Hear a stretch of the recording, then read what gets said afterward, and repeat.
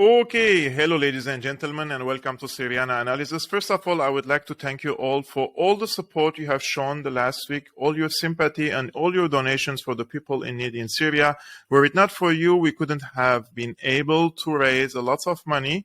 We raised around 30 to 35,000 on crowdfunding platforms and another one in Armenia. And also thank you, Clayton Morris, for supporting our crowdfunding. Soon I will post the bills of this crowdfunding. Where have we sent the transactions? So if you want to see the updates of this, please follow my Twitter account, Kevork Almasyan, or my Facebook. I will post all these on my social media accounts and also post videos and photos from Syria where this money has gone and how did we translate or convert this money into relief aid, humanitarian aid for the people in need in Syria, those who were hardly hit by the deadly earthquake. But today's video, first of all, it's not going to be short, so brace yourself, but it is very interesting. You will love it. I'm sure about that.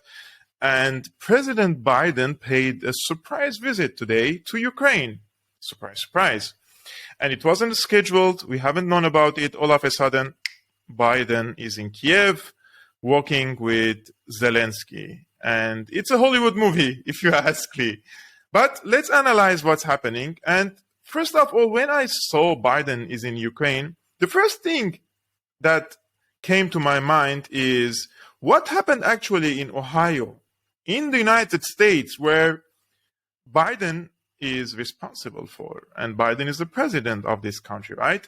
So this is an article from The Guardian. Ohio is facing a chemical disaster. Biden must declare a state of emergency. Earlier this month, a train carrying toxic chemicals derailed in eastern Ohio, exploding into flames and unleashing a spume of chemical smoke on the small town of East Palestine. The train's freight included vinyl chloride, a chemical known to cause liver cancer and other sicknesses. East Palestine residents are reporting headaches, sore throats, and burning eyes, dead pets and chickens, and thousands of fish corpses in nearby waterways. The situation demands immediate action from President Biden. Without it, thousands of people, including children and the elderly and animals, will be at continued risk of premature death. Biden must declare a state of emergency and create an independent task force to take over the remediation of this eco-catastrophe. So Biden didn't even visit Ohio. He didn't even go to Ohio. He didn't even check on his people. He didn't even check on his country, but he flew to Kyiv. Why? Because the priority for the rulers of the United States, and I'm not talking about Biden, the real rulers, the military-industrial complex, the oligarchies, all these people who are generating huge profits now in Ukraine, their priority is not going to be in Ohio. Their priority is going to be in Ukraine. This is an existential threat for them. If they lose this battle in Ukraine, the international system will change. So they are investing so much in Ukraine. They have spent over $100 billion in aid to Ukraine. And don't forget, this week, Biden decided to send another $500 million worth of weapons and ammunition there. Now, like him or hate him, agree with him, don't agree with him, this is not the case. But what Donald Trump Jr., the son of Donald Trump, says here, Americans are struggling at home and Joe Biden is thinking about making sure we cover Ukrainian citizens' pensions. You literally can't make this shit up. He is correct. Agree with him, don't agree with him, that's something else in his general political lines. But what he says is correct. Instead of taking care of his people, he flies to Ukraine and he even promises to cover the Ukrainian citizens' pensions. Take a look. Food, water, medicine, shelter, and other aid to Ukrainians displaced by Russia's war, and provide aid for those seeking refuge in other countries from Ukraine. It's also going to help schools and hospitals open. It's going to allow pensions and social support to be paid to the Ukrainian people so they have something in their pocket. It's also going to provide food shortages around the globe. and to deliver much needed humanitarian So assistance. they're sending humanitarian aid, he says, to Ukraine. He want to make sure that schools, infrastructure is being reconstructed, and also the pensions. I mean, it's a noble thing to do, right? But let's think about it in a different perspective. Who started this war? Who caused this mayhem in Ukraine? Who did plan this coup d'etat in Ukraine in 2014? And who pushed Ukraine to provoke Russia? And whose side or which side says that, oh, Ukraine will join NATO? Do people think that this is a joke if Ukraine joins NATO? Do people think that Russia is going to be silent about it? And I'm not giving any excuse or justifications for Ukraine, but think about it. Imagine Russia creates a military alliance and joins and invites Mexico and Canada to join, and they say that we intend to join. So Russia can put its military hardware, technology, spy, and everything, all this offensive, let's say, posts on these territories. Americans aren't going to accept that, right? But today, when I saw Biden walking in Ukraine, it's a shit show. It's a comedy show, to be honest with you. And when you see Biden walking in Ukraine alongside Zelensky and the Syrians are turned on in Ukraine, you feel like it's for media consumption. It's a Hollywood style of videos that is prearranged, so that it shows to the people, oh my God, look, Biden went to a very dangerous place and the Syrians are turned on. First of all, he would never go to Ukraine before the military or the United States military would communicate with the Russian side in this. So both sides know that Biden is there, so there would be no accident. Secondly, my opinion, they turned on the Syrians because they want to make sure that the streets are open and everybody is running away or running to their apartments, so that Biden would not have any problems while walking or driving in the streets. Take a look.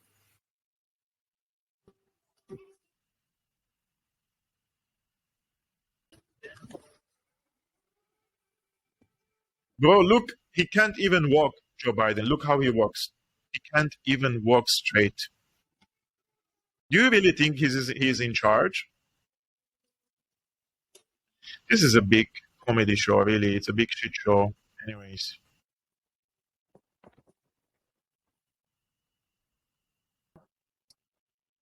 So this is it.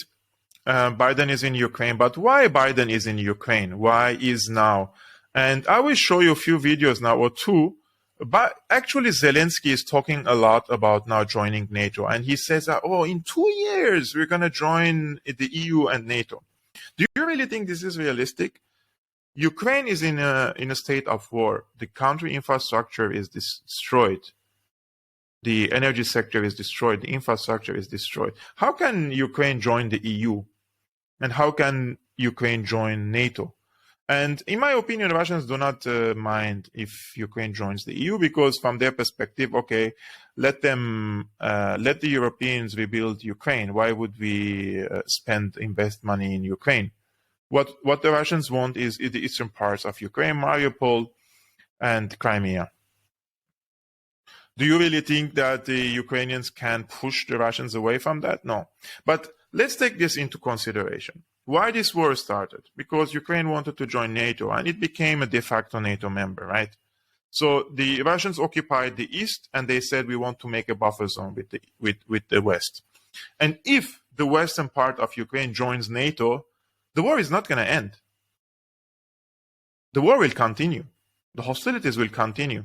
Unless Ukraine declares that it's going to be neutral and they're not going to join NATO, this war is not going to end.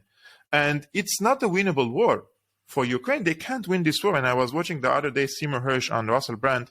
He mentioned this very clearly, and I truly believe someone like Seymour Hersh over any of these so-called influencers on Twitter were like, Slava Ukraina, oh my God, we're going to win. Do they really think that Ukraine can win over Russia? If you really care about the Ukrainians, you need to force the Zelensky and his gang in Kyiv to accept these terms. be neutral, have good relations with Russia, be in the EU, there's no problem. But NATO is going to be, if there is one recipe for this war to continue another 10 years, 20 years, is Zelensky declaring that he wants to join NATO. Take a look. There's no, and in the EU, there is no alternative to Ukraine in NATO. There is no alternative to our unity. Hence, there is no and should not be any alternative to completely get rid of Russian aggression, to liberate the land, to liberate people, because every city, town, and village that remains under occupation means people staying in captivity. May people be the subject of compromise? No. We have to liberate Ukraine and Europe, because when the Russian weapon shoot at us, it is already pointed at our neighbors. May Europe be the subject of compromise? No. We have to liberate from Russia's aggressive potential every international institution and every sphere of the world economy, because only then there will be a chance for freedom to pass through our border further to the east. Look, he's not telling the entire truth.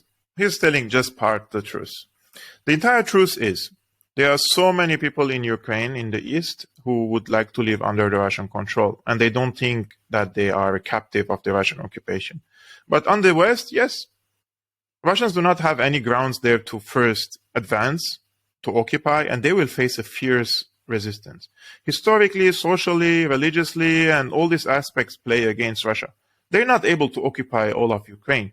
That's out of question. So, yes, Russians should not touch any place in Ukraine that the people do not want to live under Russian control. This is it's a correct thing, right? But do not tell me that the people who were under constant shelling in the past 8 years, since 2014, especially after the coup d'etat in Kyiv, that they want to live, they were under constant shelling of the Ukrainian army, that they want to live under Zelenskyy's rule or anyone in his circle. They don't want. And the history is the biggest factor in this. These people, even during World War II, they were fighting alongside the Red Army against the Nazis when Hitler came to Ukraine, and he was allied with Bandera, and they tried to fight against the Russians, right? So the ethnic Russians, Russian-speaking people, the Hungarians, the Romanians in the East, they don't want to live under this current rule. And we could have saved lots of, by the way, lives. And the entire Ukraine could have stayed Ukraine, even Crimea, even the Donbass, even Mariupol, Odessa, everything could have stayed Ukraine. If in 2014 and 2015, the agreements that was signed by Russia, and both Russia and Ukraine were implemented. But, for example, Angela Merkel, she came out, François Hollande, the former president of Ukraine, they all said that these agreements weren't meant to be implemented. They were just meant to buy time for Ukraine to rearm and to prepare itself for a war with Ukraine. So they fooled the Russian side. So from the Russian perspective, they don't trust anymore the Western governments and these leaders who manipulated and fooled them. And now when the war started, there is no reasonable person who would believe that Ukraine can push the Russian forces to retreat from the territories they occupied. Probably Russians cannot occupy further. They cannot occupy more lands in Ukraine. But any reasonable person also believes that they cannot force the Russians to retreat from the Donbass or from Mariupol or from the peninsula. That's not going to happen. So the bigger question here, in my opinion, is, can we really trust the United States? And why should we even trust the United States? Why should the Ukrainians trust the United States? If there is any part, if the Ukrainians were told that this coup d'etat in 2014 was engineered by the CIA in order to provoke Russia for such an invasion and create an Afghanistan again for them, they would spit on the American officials' faces day and night. All these tens of thousands perished because the Americans wanted to use the Ukrainians as pawns, as cannon fodder, as a proxy against Russia. They're not fighting Russia directly, they're pushing other people to fight against Russia, just like they used the Islamists to fight against so many places around the world. It's not a coincidence, right? So how can we trust even the Americans in this regard, especially after the Seymour Hersh investigation that the Americans were behind blowing up the Nord Stream pipeline? Imagine the United States is attacking an infrastructure that belongs to its own ally, so that Germany would not come at any point during this war, because the Americans are thinking strategically and they're thinking on a long term, so that there would be no day that the Germans would come and say, enough. We can't do this anymore. We have to follow our national interests, and we want to restore the pipeline because our economy is being destroyed. The investors are running away to China. There are so many companies moving their assets to China, to the United States, because there is no investment environment here anymore. The energy prices are too high for these companies to survive. This was the goal of the Americans. They did it on purpose against Germany. It's unbelievable. I was watching Seymour Hersh on Russell Brand's show, and I will show you a few minutes of this. He's explaining why Biden himself ordered this attack against.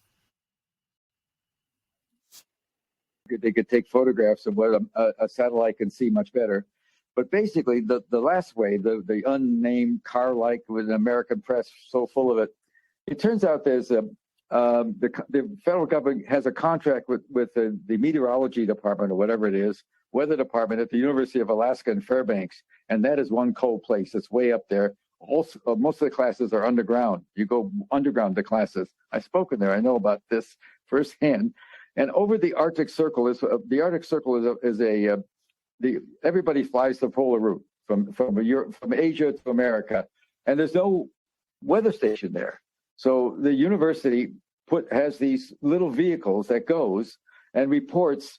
Pilots want to know if there's any unusual weather going on. That's what you have to do.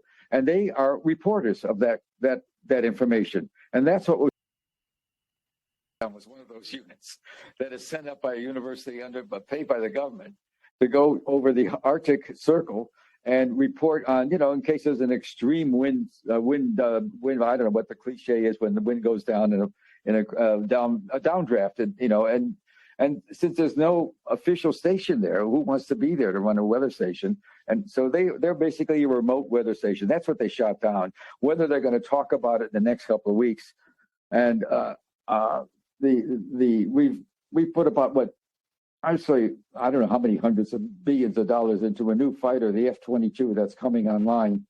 We had one called the F-1. We put $203 billion in to make about 100 of them. But in the 80s, so far 7 exist. It's just money just floats. But we paid a lot of money for the F-22, and its first kill was the first balloon. That one was discovered over Montana, and the pilot. And I'd like to think that he knows exactly what he's doing. When he landed, in World War II, 90, when they joined, in the documents, the agreement we made with the Gorbachev, it wasn't a treaty, but it was an understanding. No offensive weapons. There's no question about that. It's a fact that can be just diverted. It'll take some time, half a day, but you can fire your 7 minutes from Moscow. And that's another reality. So it's what I hate to see in the paper. One of the leading neocons who got non-existence relation. The first thing they do is they meet in the Secretary of State things. The initial agreement, the initial decision to plan for the pipeline was an option for leverage for the president against Putin. It was started a year ago, 13 months ago in December, and it bled over to early this year. And the idea was to ask the community for ideas. I wrote about this, whether kinetic or non-kinetic, and the word was kinetic. That means we're going to hurt somebody. And so, of course, it emerged, we're going to take out the pipelines. We've been complaining about the pipelines for a dozen years. The first one, Nord Stream 1, and the new one. The new pipeline is interesting because the first one was cut off by Russia. The second one was cut off by the Germans. They put a sanction on it. So Germany always had the option of opening up the pipeline anytime it wanted. And who cares about the pipeline in summer? But comes fall, comes winter, and that's when you're going to need it. The Russian gas natural gas has been supplying Germany and Western Europe with cheap gas for a dozen years, and the economy's boomed based on cheap gas. Now Europe's suffering. It's getting cold. They had a mild winter, but it's getting very cold now. The leading companies are all getting, the price of gas is going up enormously. Companies like BASF, which is the largest chemical company in Germany in the world, has been talking to China about maybe moving some assets there. The consequences of knocking out the pipeline economically are disastrous. As you said, Norway's getting more gas, and Norway was a big player with the project. But the key thing is, when the president told the intelligence community, I want to see if I have an option. I think the thought of, in my understanding, was the thought of the community was, we're going to do what the president wants. That's the whole idea of having a CIA. I mean, if you're the president of the United States right now, this guy can't get a thing through Congress. But tomorrow, if he wants to, he can take a walk in the Rose Garden with the CIA director, and somebody can get hurt the next day. That makes you feel pretty good, particularly if you can't have your way anywhere else. And so, I mean, that's one of the reasons I think the CIA is a very dangerous community, but full of a lot of smart people. Anyway, it was always to be an option. And what happened is he didn't exercise it. They were going to do it at one point when they had cover in the summer. They had cover because of there was a big, the Baltic Sea is not there's no oil there. And the idea of having a bunch of deep sea divers start digging around would have been exposed any problem, any thought of getting away with taking out the pipelines. It just would have been too obvious, too seen. But there was an exercise, NATO exercise last summer. There's been one every summer for 22 years now in the Baltic. And then maybe you could slide it in then. That was the idea. But the president didn't pull a whistle then. In late September, he did it. And by that time, the community itself had thought there was no reason to do it anymore. You know, it was there as a potential threat, but he'd already started the war. And by September, the one thing that was interesting, I've always been among a group of journalists and people in the community have been very skeptical about the chances of Ukraine to win a war against Russia. And, you know, if you know the history, when in Stalingrad, when the Germans got their great defeat, the Russians were losing 2,400 dead and wounded every 4 hours in the final days of the battle, and one just kept on going. I mean, they are tough. And so far in the war against Ukraine, I'm sure in the beginning it's correct that Putin or his generals underestimated the willingness of the Ukrainians to commit hara-kiri, as they have been.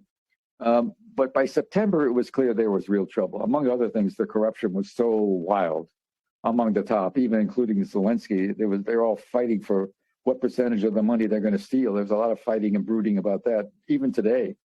And so it was a corrupt regime. It never was going to be accepted in the NATO. And it wasn't going to win the war. And so Joe, then in late September, wants to hit, and he gets it. And at that point, I think that there were people in the intelligence community who thought it was, at that point, that didn't make sense. That was just crazy. And what's he doing? He's throwing in for whatever he can. The fear he had was that since Germany controlled the new pipeline, Nord Stream 2, the one that was just built and was just stopped, they just finished it in 2020. And it was full of gas even then. The gas that came up it's a 750-mile pipeline from Germany all the way to near St. Petersburg and right up near Estonia, the border with Russia and Estonia. So a long pipeline was full of methane gas. That's what the gas is, methane. And anyway, and that's what bubbled up. It wasn't pumping any. It just stored there. Would have been perfectly safe. And so I guess that the Biden's thought was, I want to keep any possibility that the Germans and the Western and what the rest of the Western Union, which is going to start getting cold. He did it in late September, will open up the pipeline and then be at the mercy of Russia. In other words, the way they put it, that pipeline, the Russian gas, was a weapon for the Russians, a weapon. And once you took away that weapon, West Germany, if West Germany cannot open up the pipeline anymore, and Germany rather, and the European allies of NATO, well, then they'll keep on supporting us in the war. They won't have the option of saying we quit. We'd rather have Russian gas than join you in a war that you can't win. And that's what I think the dominant thinking was. I mean, this is a really brilliant explanation for the motive behind destroying the Nord Stream pipelines. And logically, we knew this from the beginning, and now we have solid information by Seymour Hersh, thanks to his contacts in the intelligence community in the United States, that Joe Biden himself, he ordered blowing up an infrastructure that enriched the economy or improved the economy dramatically here in Germany, which is an ally of the United States, thanks to the cheap gas from Russia. This is very crazy. And what is more crazy is that the mainstream media is calling him a blogger, is calling him a conspiracy theorist, and all sorts of names. And people like Russell Brand, who was an actor, he's a comedian, he's doing better journalism than the journalists themselves. This is the tragedy that we're living today. People like Jimmy Dore, like Russell Brand, those who were really comedians, they turn into political commentators and they make more sense. When you watch them, you are convinced because they tell you the motives, they tell you about the players, which party has more interest for this pipeline to be destroyed. So journalism is dying, and people, real journalists like Seymour Hersh, are being smeared. And I have done some research. I would like to share it with you. Like, journalism, for a very long time, it was a very powerful tool for change and can help drive social change by at least educating the public about important issues and raising awareness about social and political problems to help citizens take the best possible decision for their own individuals or their individual lives, their communities, and their society. See, at no point journalism was about serving the interest of the, or the narrow interest of the multinational corporations or politicians who themselves, again, serve the interest or the narrow interest of these multinational corporations. In such times when humanity is on the verge of a nuclear war, journalists should do everything in their capacity to de-escalate. But instead, we see the vast majority of journalists, or those who call themselves journalists in the mainstream press, are parroting the narratives of the establishment, the same narratives that put us in the first place in this dangerous position. Now, Julian Assange once said, if wars can be started by lies, peace can be started by truth. And see what happened to Julian Assange for telling the truth and exposing the crimes of the United States. He has been in jail for a very long time and under also, it was an asylum. He took an asylum in the Ecuadorian embassy for a very long time. Over 10 years, he lost his freedom for telling the truth. And Snowden, the other day I watched the Snowden documentary. You have to watch it also, I think, for Oliver Stone. It's a great one. It explains a lot. And it makes you terrified when you see the psychopaths who govern the United States. Now, after Assange, the press is coming after, in my opinion, one of the last leading serious investigative journalists in the world, Seymour Hersh. And Hersh, who revealed massive scandals such as Vietnam's My Lai massacre, the torture at Abu Ghraib, the hoax of the chemical attack in Ghouta in Syria in 2013, he now dared to challenge another mainstream narrative regarding the Nord Stream pipelines, and he uncovered the Washington's or Biden's plot to blow up a pipeline that belongs to Germany and to Russia. Now, instead, journalists doing investigation, so instead of doing investigation about Hirsch's article to verify whether Hirsch is correct or not, these journalists who are supposed to serve the interests of the people and embrace the truth and avoid further escalation in Ukraine, they are shooting the messenger and calling him a blogger, a conspiracy theorist, and at best, a discredited journalist. What a shame, really. What a shame. Like, do these journalists even look into the mirror? Like, do really look to the mirror? And what do they see when they look to the mirror and trying to cover up such a big scandal? Like, imagine what do they gain from this so that they write passionately and trying to discredit and smear anyone who challenges the mainstream narrative. But these journalists are basically telling you to ignore the evidence, to ignore the motive, to ignore the objective analysis, to ignore basically your eyes and ears. They're telling you to think like illogically. If they say the milk is black, they really try to convince you the milk is black, although you see it's white in front of your eyes. It's crazy. So who would you believe? Who would you rather believe? Seymour Hersh, who has a track record of revealing state crimes, and he writes for himself on Substack, or the mainstream journalists who write for outlets that are funded by these multinational corporations and the billionaires? It's really, in my opinion, it's not a difficult question to answer. But do you really think that Hersh is making up these allegations, or do you believe in his investigation? Let me know. You comment in the in the comments below. And another thing is, in Germany, it's like infrastructure was being hit by the United States. This is an act of terrorism, industrial terrorism against Germany. And instead of the entire political elites should be really outraged and raged against the United States, no comment. No comment. They are ridiculing Seymour Hersh. I saw few politicians, member of parliaments, who spoke about it. One of them is from the Linke.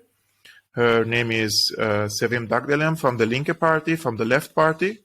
And the other one is Markus Frommeier from the AfD, the Alternative for Germany. One is the left and the other is right. And they both spoke about the Seymour Hersh article in the Bundestag during one of their speeches. I will play a subtitled speech of Sevim Dagdelem from the Linke party, because I didn't find the one for Markus. I would have also shown you, but this is what she says basically.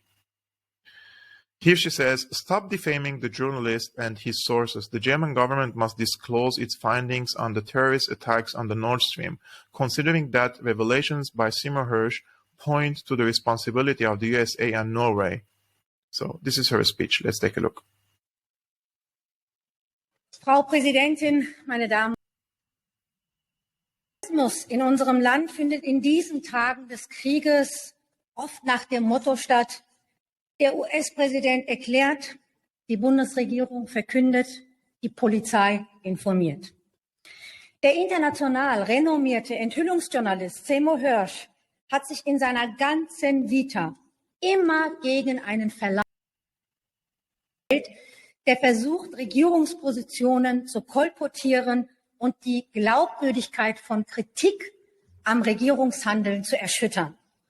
Heute geht es so weit, dass privat finanzierte sogenannte Faktenchecker auf die Zersetzung von Opposition zur Kriegspolitik hinarbeiten und erklären quasi amtlich, was richtig ist und was nicht richtig zu sein hat. Seymour Hersh hat von den Enthüllungen bis heute, bis über das US-Massaker im Vietnamkrieg in My Lai, bis heute Journalismus eben nicht als staatlich gelenkte Wahrheitsproduktion verstanden. Umso augenfälliger ist es, dass seine Enthüllungen über die mutmaßlich von den USA und Norwegen begangenen Terrorakte jetzt in den öffentlich-rechtlichen und auch in den Leitmedien praktisch gar keine Rolle spielen. Und es scheint so, dass auch der Bundesregierung selbst die Kraft und der Wille zu einer wirklichen Aufklärung der Terrorakte fehlt. Und da kann man sich eben nicht bis in alle Ewigkeit hinter den Ermittlungen des Generalbundesanwalts verstecken. Und ich will gar nicht mutmaßen, warum es diesen mangelnden Aufklärungswillen der Bundesregierung zu geben scheint. Was sind die wirklichen Gründe? Man muss vielleicht nicht gleich annehmen, dass Bundeskanzler Scholz und Außenministerin Baerbock nicht mal alleine zum Bäcker gehen würden, ohne sich vorher die Erlaubnis der US-Administration dafür abgeholt zu haben. Aber für immer mehr Menschen in Deutschland wird es offenbar, für immer mehr Menschen, dass der Verzicht der Bundesregierung auf eine eigenständige und diplomatische Außenpolitik, die sich nicht in einem Hörigkeitsverhältnis zu den USA begreift, zu einem der immer größeren Probleme für die Sicherheit der Bevölkerung zu werden droht. Wenn Sie aber als Bundesregierung dem Eindruck entgegentreten wollen, dass Sie gar kein wirkliches Aufklärungsinteresse haben, was die Terroranschläge auf die Energieversorgung zu den wichtigen Gaspipelines angeht, dann fordere ich Sie auf als Bundesregierung, sich wenigstens nicht gegen die Etablierung einer internationalen Untersuchungskommission zu stellen, am besten unter der Schirmherrschaft der Vereinten Nationen, meine Damen und Herren. In den letzten Stunden ist ein Manifest für Frieden, gegen Eskalation der Waffenlieferungen und für einen Waffenstillstand und Friedensverhandlungen erschienen mit 69 Intellektuellen und Künstlern, von Reinhard May bis Katharina Thalbach und dem Sohn Willy Brandts, Peter Brandt, als Erstunterzeichnern, das auch ich gezeichnet habe. In diesem Aufruf heißt es, ich zitiere, wir Bürgerinnen und Bürger Deutschlands können nicht direkt auf Amerika und Russland oder auf unsere europäischen Nachbarn einwirken. Doch wir können und müssen unsere Regierung und den Kanzler in die Pflicht nehmen und ihn an seinen Schwur erinnern, Schaden vom deutschen Volk wenden. Zitat Ende. Und dich erwarte ich auch von der Bundesregierung. Was die Aufklärung der Terroranschläge auf die Nord Stream Pipelines angeht. Wer sich an seinen Amtseid erinnert, muss diese Sache jetzt mit Nachdruck verfolgen, ohne Ansehen, dass die Enthüllungen bisher darauf hinweisen, dass der eigene Verbündete, die USA, diesen Terrorangriff auf unser Land zu verantworten haben. Ja, es gibt ja eine klare Ansage von US-Präsident Joe Biden am 7. Februar letzten Jahres, wie er sagt bei der Pressekonferenz mit Bundeskanzler Scholz, ich zitiere, wenn Russland einmarschiert, wird es kein Nord Stream 2 mehr geben. Wir werden dem ein Ende setzen, Zitat Ende. Und die öffentliche Freude der Unterstaatssekretärin Victoria Nuland über diese Terroranschläge möchte ich Sie auch erinnern. EU-Kommissionspräsidentin Ursula von der Leyen hatte nach den Anschlägen erklärt, ich zitiere, jede vorsätzliche Störung der aktiven europäischen Energieinfrastruktur ist inakzeptabel und wird zu der schärfsten möglichen Antwort führen. Zitat Ende. Ich hoffe Kommen sehr, Sie bitte zum Schluss. Dass diese Ansage auch jetzt noch gilt, wo der Generalbundesanwalt für eine Täterschaft Russlands keine Beweise sieht und dass die Bundesregierung einen Terrorangriff auf die deutsche und europäische Infrastruktur ebenfalls schärfstmöglich beantwortet. Vielen Dank. I mean, this is an amazing speech in the parliament, in the federal parliament. And I'm happy that the far left, yes, they are against it. Few MPs, they spoke about it, also the far right.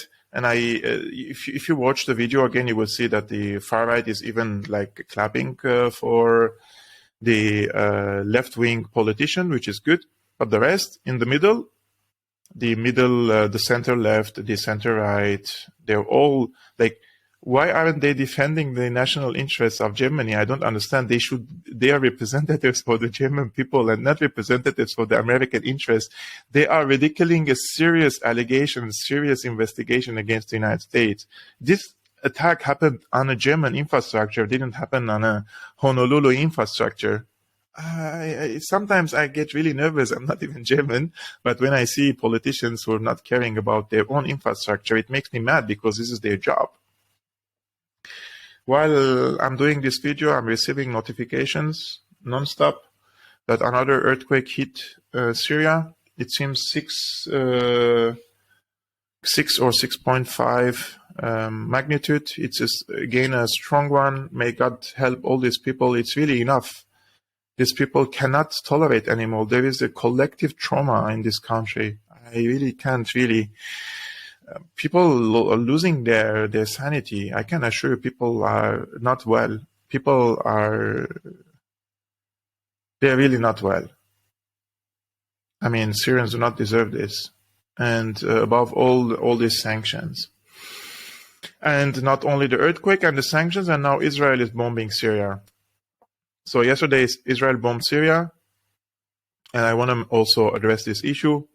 While Syria undergone the worst earthquake in its recent history, thousands are dead, hundreds of thousands have become homeless, and civilized nations sending humanitarian aid to the country, Israel thought this is a good time for them to actually strike a residential area neighborhood in Damascus, killing many civilians. And right after the aggression, the Israeli cyber unit, they started spreading false allegations that to justify their act of aggression against Damascus. First, they said, "Oh, we targeted an Iranian revolutionary headquarters in Damascus," and then they said, "Oh no, we tried to assassinate a commander from a Palestinian faction called Al-Quds." And when they saw that all these allegations aren't correct and there was no one from these people there, they started saying, "Oh no, it was a friendly fire. It was actually the Syrian army which used its air defense system, and when it missed the target, it fell over the residents." And we can see the aftermath of this bombing. First, there were neither Iranians nor Palestinians there, and secondly, the material or leftovers of the missiles were Israeli. They weren't even the air defense systems of Syria. But let me tell you something.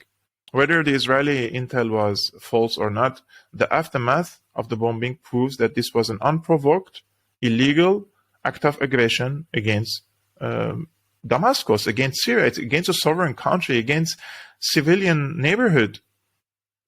And they murdered victims, these Syrians, in their sleep.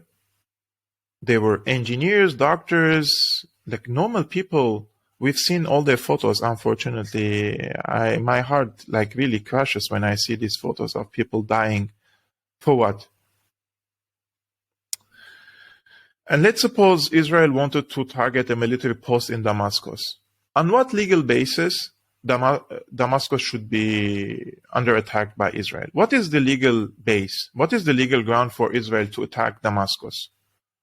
Even if they are Palestinians or Iranians, what is the legal base for that? And if we